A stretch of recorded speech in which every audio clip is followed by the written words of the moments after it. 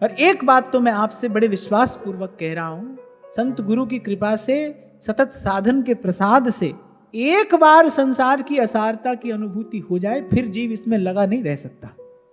जब तक आप लगे हो, भले आप उसको कर्तव्य का नाम देते हो, उत्तरदायित्व का नाम देते हो, आप उसको कुछ भी कहो, पर जब तक आप लगे हो ना, तब तक कहीं ना कहीं उसमें सुख बुद्धि है।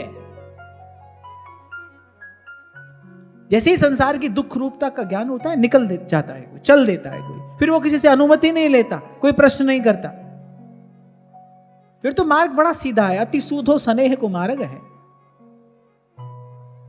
कहा था ना कभी मैंने आपसे, जब गंगा की धारा चलती है समुद्र की ओर, तो क्या वो किसी से अनुमति लेती है? क्या वो किसी से मार्ग पूछती है? ना ना, वो तो चल देती है। भांति भांति की अनुकूलताएं प्रतिकूलताएं उस धारा के मार्ग में आती हैं। कहीं उसकी पूजा होती है, कहीं उसका मार्ग रोका जाता है, पर वो रुकती नहीं, चरई वेती चलती है, क्योंकि उसको समुद्र तक जाना है, उसको समुद्र में विलीन होना है, उसको अनंत को प्राप्त करना है। जब इस संसार की क्षुद्रता का बोध हो जाता है, तब नहीं लगता है कोई इसमें। क्यों लगेगा? एक छोटा सा उदाहरण दिया था मैंने आपको। एक बुद्धिमान व्यक्ति को एक मटुकिया में पानी भरकर दो और उसको कहो भैया लो 15 मिनट आधा घंटा बैठकर इसको मथ दो, तो मथेगा? बुद्धिमान व्यक्ति कहेगा भाई हमसे कोई और कार्य कराओ, इस कार्य में क्या लाभ है, पानी को मथने से क्या होगा? ऐसे जब ये बात समझ में आ जाती है ना, भाई ये तो पानी की मटुकिया है, आप मथते रहो इसको, हाँ हाथ में तो कुछ आएगा नहीं, फिर क्यों लगना है भाई इसमें? अब कुछ आएगा ही नहीं हाथ में, फिर इसमें क्यों लगना है? बोले वहां लगो। कहां? भगवत जो प्रभु सो लगे, तज नश्वर संसार, सब लज्जा भगवान को, क्यों बिगड़े व्यवहार, क्यों बिगड़े व्यवहार। अब कोई कहे लो अब सब छोड़कर भजन करने बैठ जाएं क्या? कौन चलाएगा हमारा संसार? तुमको क्या लगता है ये करना इतना आसान है? मैं कह दूंगा और तुम कर लोगे? आपको लगता है ये इतना सरल कार्य है? हो सकता है यहाँ किसी के मन में बात आई हो, और मैं जानता हूं आई है, इसीलिए मैं कह रहा हूं। मन में बात आई कि बोले आपने तो कह दिया सब छोड़कर बैठ जाओ, तो बैठ जाए क्या? नहीं, आप बैठ नहीं सकते, आप सोचो तो भी नहीं बैठ सकते।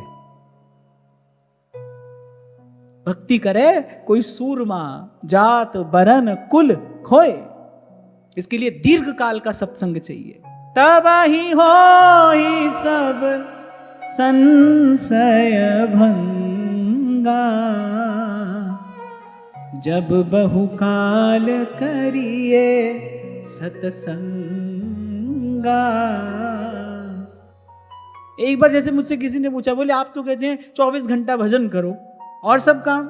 अरे मैंने कहा मेरे कहने से कौन सा तुम कर लोगे? मैं कहूं 24 घंटा भजन करो, तब घड़ी 2 घड़ी भजन होगा।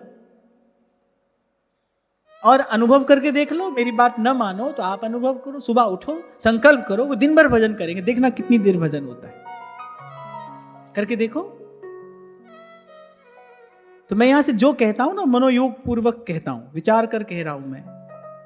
जब तक स्वयं की वो आंख नहीं खुलती जिससे संसार के वास्तविक स्वरूप को देखा जाता है, किसी के कहत सुनत दशा हृदय नहीं आवे। गोस्वामी जी कह रहे हैं, कहने सुनने से बात समझ में नहीं आती है। इसीलिए कुछ क्षण पहले मैंने आपसे कहा, महात्मा विदुर का ये वाक्य ध्यान देने योग्य है। महाराज धृतराष्ट्र से कहा, बोले सब बात आपको सुना रहा हूं, समझा रहा हूं, अरे अब तो उठिए, काटिए अपनी ममता का बंधन, चलिए मेरे साथ। माने भाई कार्य तो आपको ही करना है, मैं आपके हिस्से का ये कार्य नहीं कर सकता हूं, तो आपको करना है, उठिए चलिए। खैर समर्थ संत की वाणी है, विदुर जी समर्थ महापुरुष हैं, भगवान के अनन्य भक्त हैं, उनकी वाणी में वो तेज है, बल है। महाराज धृतराष्ट्र के नेत्र खुल गए, उन्होंने कहा सही कहते हो विदुर, अरे मैंने अपना जीवन व्यर्थ किया है, तुम्हारा सत्संग मुझे मिला है, बड़े भाग पाइए सत्संगा। और सत्संग का प्रसाद क्या है? बिनहि प्रयास होहि भव भंगा।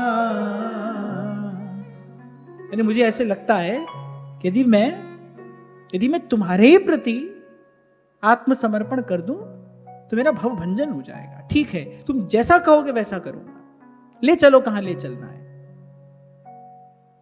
अब सोचो किस प्रकार चले हैं तीनों, धृतराष्ट्र, गांधारी और विदुर जी, तीनों किस प्रकार चले। किसी से कहा नहीं, किसी से पूछा नहीं, किसी को सूचना नहीं दी, किसी को संकेत भी नहीं किया, और बस चल दिए।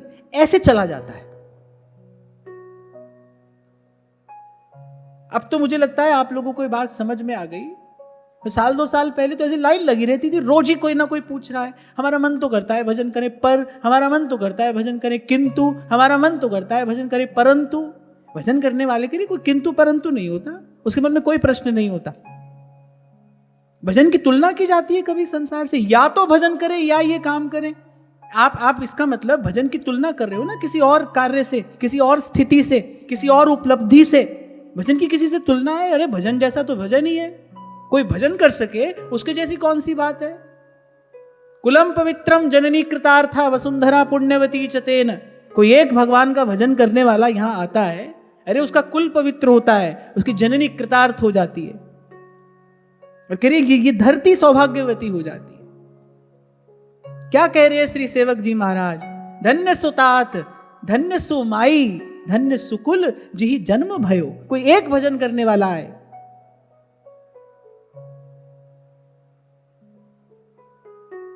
इसीलिए मैं कहता डंके की चोट पे ध्यान से सुनियो लाला। कोई ये नहीं समझना भाई अरे आप तो कह रहे सब छोड़ो, कैसे छोड़ दी। नहीं, ऐसे छूटेगा भी नहीं, प्रयास करना पड़ेगा। ऐसी भक्ति करे बहुकाल, जब बहुकाल करिए सत्संगा, तब ये सामर्थ्य आती है भीतर। देर के बाद ये पर्दा हटता है, समझ आती है संसार की असारता, इसका अनुभव होता है, मन सात्विक होता है, बुद्धि पवित्र होती है, उसमें विमल विवेक का प्रकाश होता है। तब जीव भजन में लगता है, तब जीव भजन करता है। नहीं तो देखा देखी भक्ति को व्यास न हुई निवाह, और कुल कन्या की रीस को जो गणिका करे विवाह। चोट लगती है भीतर, संत के शब्द से बार बार चोट लगती है। तब शुभ अशुभ दुर्ग विध्वंसी बल, तब जयति जयति जग उच्चरे। तो देखो कैसे गए हैं, किसी से कुछ कहा नहीं, पूछा नहीं, कोई अनुमति नहीं, कोई आज्ञा नहीं, कोई ढिंडोरा नहीं पीटा, हम जा रहे हैं भजन करने, चल दिए। क्यों नहीं बताया किसी को? क्योंकि भाई हम कहेंगे हम जा रहे हैं तो ये हमें जाने नहीं देंगे, फिर वही मोह और फिर वही ममता के बंधन।